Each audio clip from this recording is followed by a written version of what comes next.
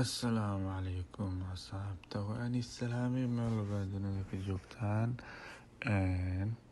Waa channel cusub markaa saxaabay waxaan iga codsanaa subscribe inaa channelka ii dhahdiin ii share gareysiin asxaabtiina share iigu dhahdiin.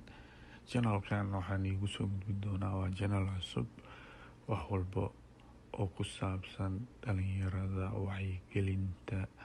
Insha Allah waxaan xooga saari doonaa dhalinyarada sidii ugu sheegi lahayn waxa u fiican, waxyaabaha wadanka ka socdaan, dhalinyarada inay waxyaabaha qaar ay dhexgelin. Insha Allah waxyaabo badan aan iigu soo gudbin doonaa. Marka waxaan iga codsanayaa inaad channelka subscribe saartiin, share u dhahdiin asxaabtiina. waa mahadsantihiin.